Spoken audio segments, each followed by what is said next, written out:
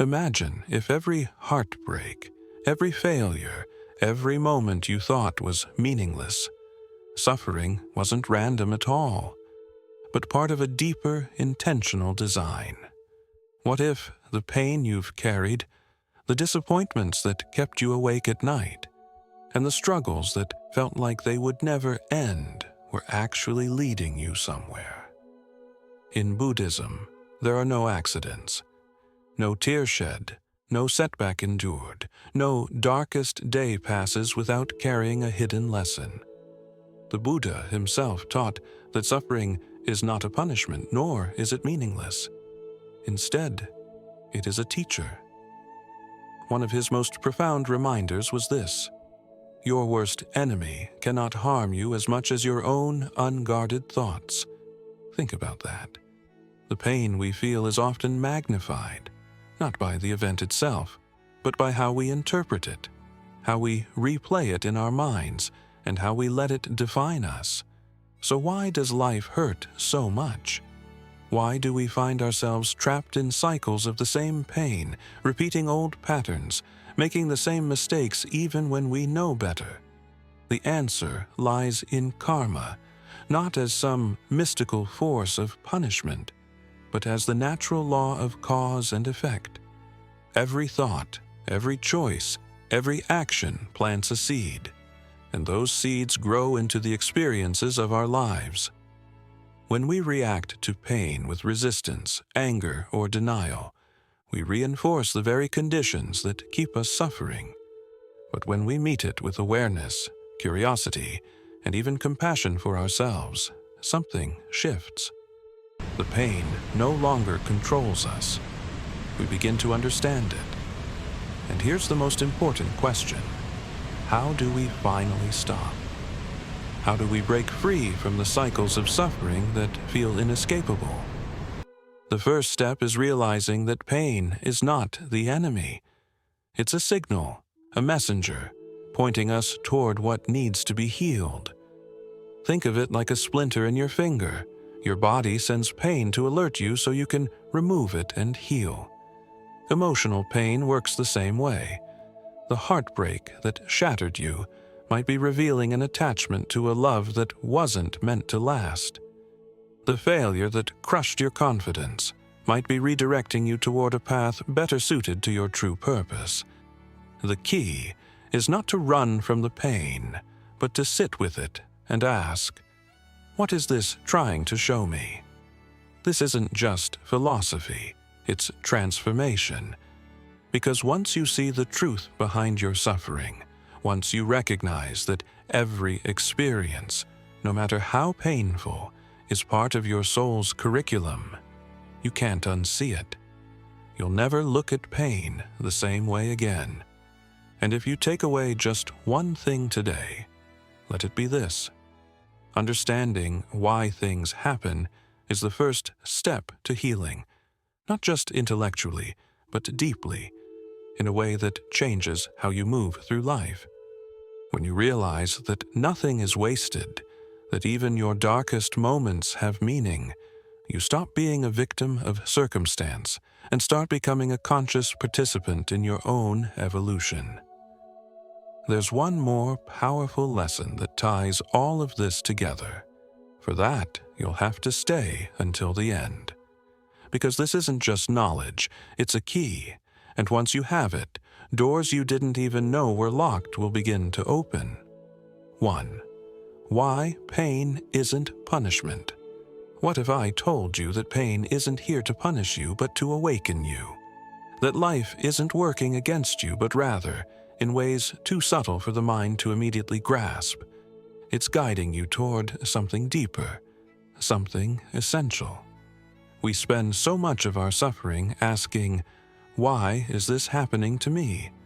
As though the universe has singled us out for hardship. But rarely do we pause and ask the far more revealing question, what is this trying to teach me? In our resistance, pain feels like betrayal, like the world has abandoned us. Yet in Buddhism, pain is not the enemy. It is the fire that burns away illusion, the illusion that we can control everything, that people and circumstances should remain constant, that life owes us ease. When those illusions crumble, what remains is truth. There's a profound saying, to understand everything is to forgive everything. These words hold a wisdom we often overlook. If you could trace the roots of your pain, every cause, every condition that led to this moment, you would see it wasn't arbitrary. You would stop fighting reality. You would release the blame, not just toward others, but toward yourself. There's a story about a monk who was deeply betrayed by his closest friend, a betrayal that unraveled years of trust in an instant. Instead of reacting with anger or despair, he retreated into silence. Those around him assumed he was shattered, but when he finally spoke, his words carried a revelation. The pain didn't destroy me. It showed me the parts of myself that were still clinging to a false sense of safety. This is the hidden gift of suffering. Its power to expose, to strip away what no longer serves us, not out of cruelty, but out of necessity. Pain is the uninvited teacher, the one who arrives without warning, but stays until the lesson is learned. And yet, how do we usually respond? We resist. We numb ourselves with distractions, with busyness, with anything to avoid sitting with the discomfort. But what if, just once, you didn't turn away? What if you paused, breathed into the ache, and asked, "What is this trying to show me?" Because pain is never random. It's a message, one that might be urging you to set a boundary, to release a relationship, to finally come home to yourself.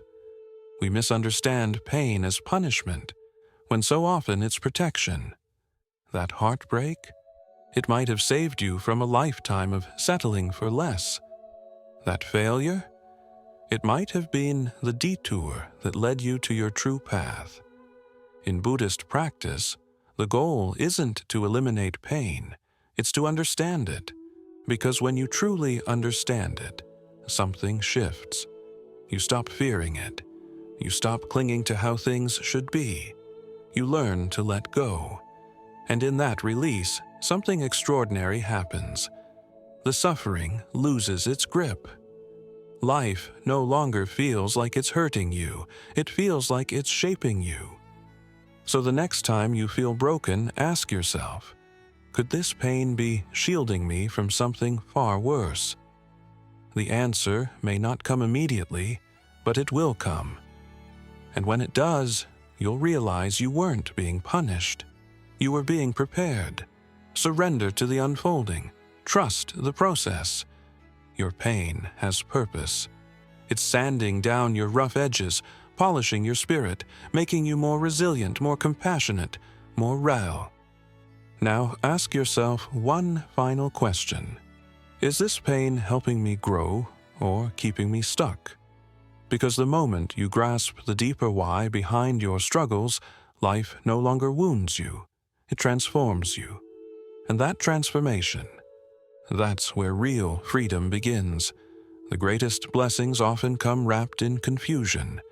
Sometimes the gift is not what you get, but who you become. Can you bless the lesson before you understand it? Can you trust the process even when the purpose is hidden? Because when you stop asking, "Why me?" you stop fighting life and start co-creating with it.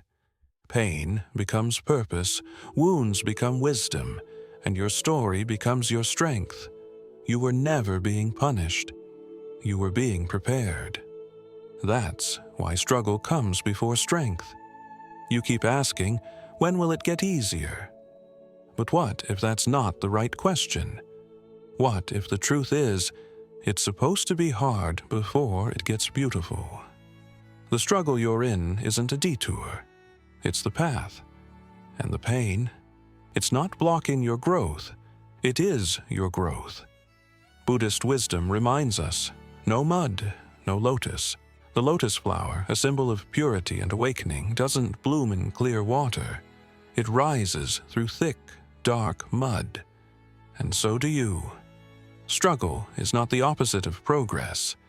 It's progress wearing a disguise. You're not broken because you're overwhelmed. You're not failing because you're exhausted.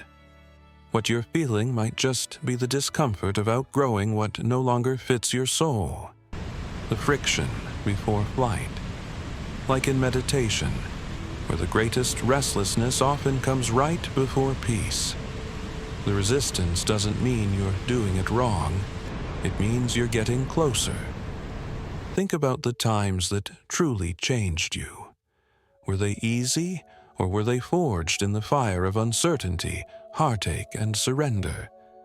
Those moments stripped away what was false and left you with something real. Struggle sharpens clarity.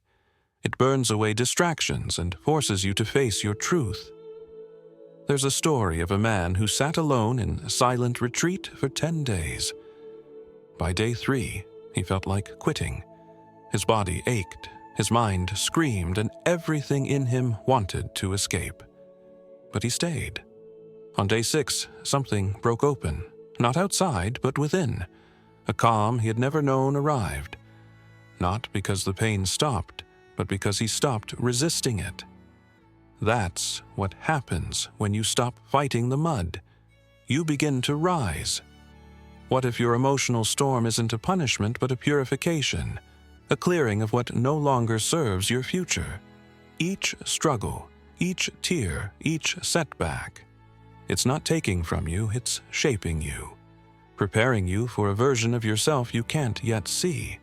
So, the next time you're buried in confusion or drowning in self-doubt, ask yourself, what part of me is being strengthened right now? Maybe it's your patience, your boundaries, your compassion. Maybe it's your ability to sit with discomfort instead of running from it. Don't curse the mud, bless it. Because it's not your enemy, it's your environment for growth. You're not stuck, you're sprouting. And when life feels heavy, remember this: a lotus doesn't fight the mud. It rises through it. You're in the middle of becoming. And that's never easy, but it's always worth it. Don't give up now. The deeper the struggle, the brighter the bloom. You're not being buried. You're being planted. Observe thoughts without becoming them. That's awakening.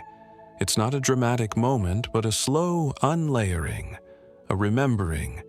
Some of the most powerful growth happens in silence, in mystery, in the gentle whisper of "I don't know," and that's okay. Maybe the closure you're chasing isn't necessary. Maybe the apology never given, the answer never found, the reason never explained. Maybe they're not missing pieces. Maybe they're just parts of the whole. Closure is a human invention. Completion is a state of mind. There's a story of a monk who asked his teacher, "Master, what is enlightenment?" The master responded, "When hungry, eat. When tired, sleep." It wasn't a riddle. It was a reminder.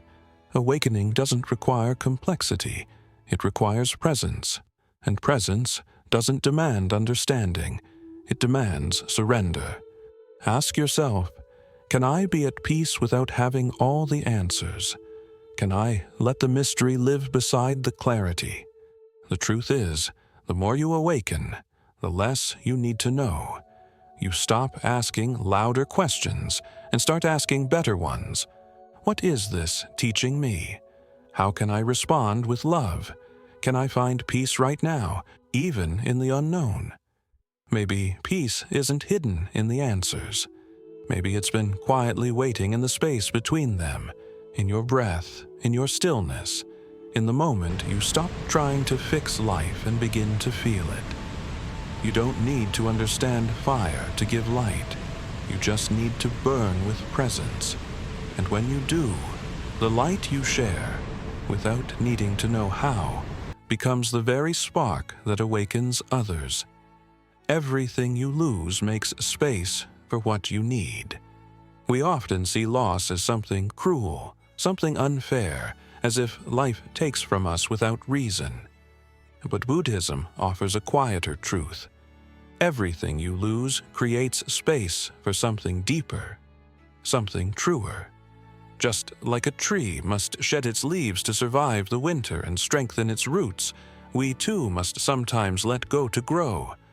The pain of loss is real, but the purpose behind it may be invisible, at least for a while. Let go or be dragged. These 5 words capture the essence of emotional liberation. You weren't meant to carry everything forever. That relationship, that plan, that version of you. It served a purpose, and then its time passed. Still, we cling, because familiarity feels safer than emptiness. But clinging doesn't protect you. It only delays your healing. Letting go isn't weakness.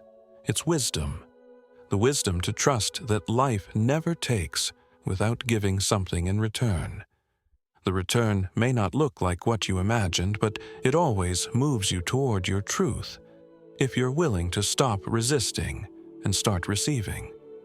Buddhist teachings remind us that impermanence is not the enemy, it's the path. When we meditate, we watch thoughts rise and fall, breath enter and leave. We're practicing letting go with every inhale and exhale. That same rhythm applies to everything: people, jobs, seasons, even identities. We don't meditate to escape reality. We meditate to hold it more lightly, to find stillness within change. And it's in that stillness that new insight quietly blooms, the kind you'd never find if your hands were still full of yesterday. Sometimes what we call loss is actually redirection, a closed door that would have led you further from yourself, a breakup that left space for self-love to grow, a failure that became the soil for clarity. Grief doesn't disappear, but it softens when you stop asking why it came and start asking what it's making room for. What am I being asked to release so something greater can grow? Ask yourself that, not once, but again and again, until the question itself becomes a form of peace.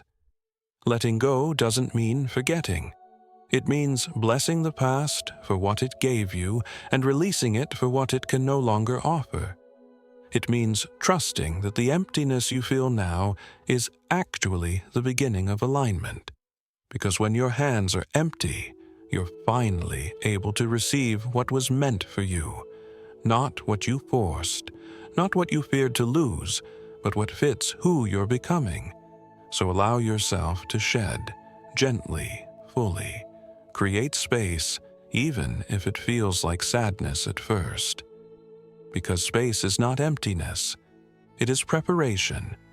And the more you allow life to shape you, not through control, but through surrender, the more you'll see that loss was never the end. It was the invitation. An invitation to grow deeper roots, so one day you can bloom again. Stop resisting change. It's the doorway to growth. Change feels like loss when we resist it. But what if it's not loss at all? What if it's the shedding of a skin that no longer fits?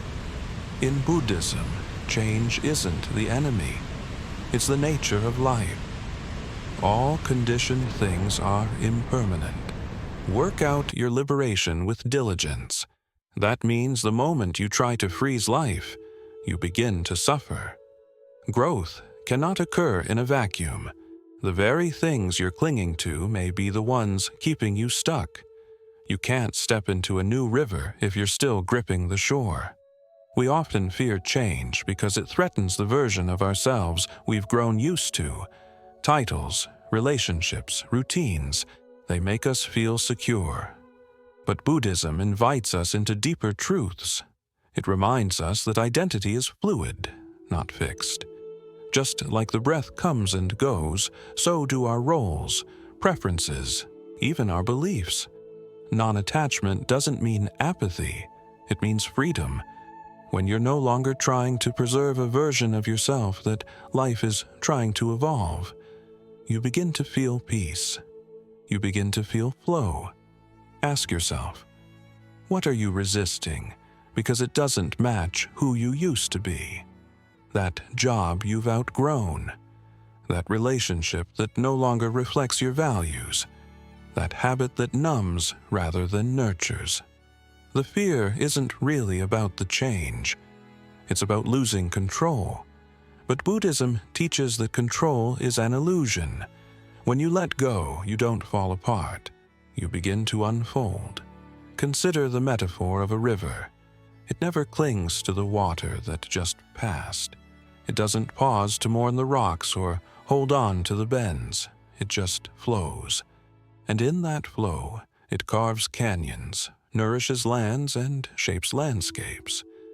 That's the kind of power change holds, if you trust it, if you surrender to it. Even the chaos has intelligence. Even the detour is direction. Transformation doesn't require you to understand every step. It only asks for your willingness to participate. The caterpillar doesn't resist the cocoon. It surrenders to it, not knowing that flight is on the other side. So why do we cling so hard to what no longer serves us? What would happen if you stopped identifying with your past and started embodying your truth? You are not your job. You are not your mistakes. You are not even your thoughts. You are the awareness behind them. And awareness doesn't fear change. It welcomes it. Release the narrative that you're being undone. You're being remade. Growth isn't comfortable, but it is sacred. It's not always loud. Sometimes it's a quiet shift, a subtle release, a deeper breath. But every time you allow change without resistance, you step closer to your liberation. You stop living in fear of the unknown and start dancing with it. Because once you realize life isn't happening to you, it's unfolding for you, that's when it stops hurting. That's when you begin to grow. Your response is more powerful than the event. The fire is the same for everyone. It can either melt wax or harden clay. How the heat affects you isn't determined by the fire itself, but by how you choose to respond to it. It is not what happens to you, but how you respond that matters. Life will always throw challenges your way, some small, some monumental. But the true test is in your response. Buddhism teaches us that every moment offers a choice, to react emotionally or to respond mindfully. When we react, we're often driven by past conditioning, by our egos and fears. But when we respond with awareness, we invite wisdom into the moment. Every time something triggers you, you have a choice. You can either let the external event define your emotional state, or you can pause, breathe, and decide how to engage with it. The mind, when trained, doesn't react impulsively. It observes, questions, and chooses. In Buddhism, this is mindfulness in practice, the ability to hold space between stimulus and reaction. That space is where your power lies. In that gap, you can choose to align with your higher self rather than with your fleeting emotions. Ask yourself, what part of me is reacting? My ego or my awareness? The ego wants to defend, attack, or flee. It's attached to outcomes, to how things should be. But your awareness, your true self, is more open, more fluid. It understands that reactions are temporary, but your response can create lasting change. Mindfulness teaches us that instead of acting out of anger or fear, we can step back, look at the situation with clarity, and respond with presence. Think of a time when something unexpected or painful happened. How did you react? Did you let the event control your emotions? Or did you take a moment to breathe, reflect, and choose your response? When we allow ourselves to pause, we create space for a different outcome. A stressful moment doesn't have to spiral into an emotional storm. A harsh word doesn't have to define your entire day. Instead of letting external circumstances dictate your inner peace, choose to stay grounded in awareness. This is where true empowerment lies, not in avoiding challenges, but in how we meet them. Buddhism doesn't promise a life without pain, but it does offer a way to navigate suffering with grace and clarity. It teaches that your response is more powerful than the event itself. The situation may remain the same, but your perspective, your peace, your reaction, they can shift entirely.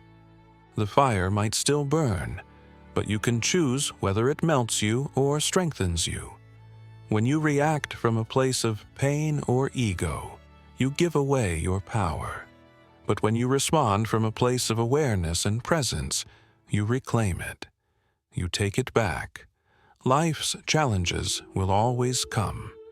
But with mindfulness, you don't have to let them dictate your state of mind. What would it look like to choose awareness over anger, peace over panic? Every moment is an opportunity to make that choice. And every time you do, you step closer to the life you were meant to live. A life where you're not defined by what happens to you, but by how you choose to respond. Growth often disguises itself as chaos. Life has a way of testing us just when we think we've reached solid ground. Something unexpected shakes our foundation. Chaos often feels like the opposite of growth. We want things to make sense, to follow a clear path. But sometimes the path is hidden behind the storm. Chaos is inherent in all compounded things. Strive on with diligence. As Buddhism teaches, suffering doesn't always break us. It can break the illusions we hold about ourselves and the world. What if the chaos you're experiencing right now is a catalyst for transformation? Think of an archer pulling the bowstring back. The tension and backward motion seem counterproductive. Yet without that pull, the arrow cannot reach its target. Growth feels similar, like being pulled back, tested, and stretched. But that tension is necessary. Before clarity can strike, chaos must clear the way. This is the Nova effect.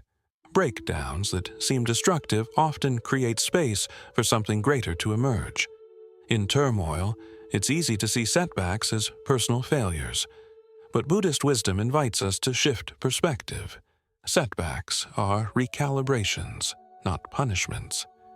They realign us with our true purpose, reminding us that discomfort is often the first sign of something new taking shape.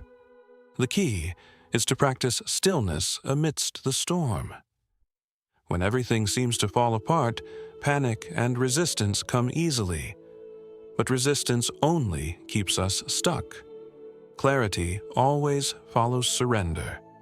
By being with the chaos without judgment or fear, we open the door to insight. The universe has its rhythm. Sometimes we must trust it even when it doesn't make sense. Have you ever faced a breakdown that later turned out to be a breakthrough? Maybe a failure led to a fresh perspective, or a loss opened the door to a new chapter. What if this current chaos is your breakthrough in disguise? Instead of running from it, breathe into it. Life doesn't always offer smooth roads. Sometimes it gives us mazes. The key is to keep going, to strive with diligence, even when the way isn't clear. In Buddhism, suffering is a teacher, not a foe. Moments of chaos are not failures, but invitations to awaken. Growth often unfolds in unseen ways. The discomfort you feel may be pulling you back, but it's also launching you forward. Keep breathing. Trust that even in darkness, clarity is waiting to break through. Embrace the storm. It's preparing you for the most powerful chapter of your journey. Bonus lesson. Every moment is your teacher. There are times when life feels overwhelming, when the weight of the world seems too much. We wonder why challenges arise. But what if, instead of seeing these as burdens, we saw them as teachers? What if every moment, no matter how small, was guiding us toward growth and wisdom? Buddhism teaches, each morning we are born again. What we do today is what matters most. Every new day offers a fresh chance to learn and evolve. Rather than asking, why is this happening to me? Ask, what can I learn from this? Life whispers its lessons in every encounter, every silence, every challenge. Insight doesn't always come loudly. It often hides in the unnoticed. We often wait for grand signs, but perhaps the sign is already here. In a pause, a pain, a simple moment of presence. The struggles you face are not here to break you, but to shape you. Mindfulness isn't reserved for crises. It's for every ordinary act. Reflect on your day as a mirror. What is it revealing about you? What do you need to learn? Stop resisting. Embrace each moment with its imperfections. Within it lies a lesson meant just for you. Are you waiting for a grand epiphany? Or can you see that the lesson is already in front of you? Life isn't about waiting for perfect opportunities. It's about making every moment an opportunity for growth. This moment is your teacher, if you're willing to learn. In the end, pain, struggles, and quiet moments are threads weaving who we are becoming. When we see every moment as purposeful, life stops feeling like something happening to us. Instead, it becomes something we actively engage with, learn from, and evolve with. Quick summary of principles. Pain isn't punishment. It's a signal of growth. Suffering refines us into stronger, wiser beings. Trust the journey. We don't need to understand every twist to move forward. Shift from victim to student. Stop asking, why me? Start asking, what is this teaching me? Struggle precedes strength. Challenges build inner power and resilience. Meaning is made, not found. Purpose is created through mindful living. Acceptance is freedom. Resistance amplifies suffering. Acceptance brings peace. Awakening is presence. Not everything needs to be solved. Some things are meant to be seen. Loss makes space for alignment. Let go of what's gone. Embrace what's becoming. Change is growth. Impermanence is life's essence. Embrace it as renewal. Response over reaction. You control how you respond. That's true power. Chaos births clarity. Breakdown is often a prelude to breakthrough. Life is the lesson. Every moment, ordinary or painful, is your teacher. Surrender is control. True power lies in trusting the flow, not forcing outcomes. Obstacles are the path. What blocks you also builds you. Breathe, observe, let go. You are unfolding. Trust the timing of your growth.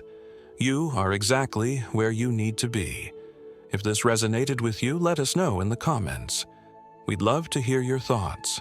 Don't forget to like, share, and subscribe to Wisdom Diaries for more insights on living with peace, purpose, and profound clarity. Your journey inspires ours. Until next time, stay present, stay open, and keep awakening.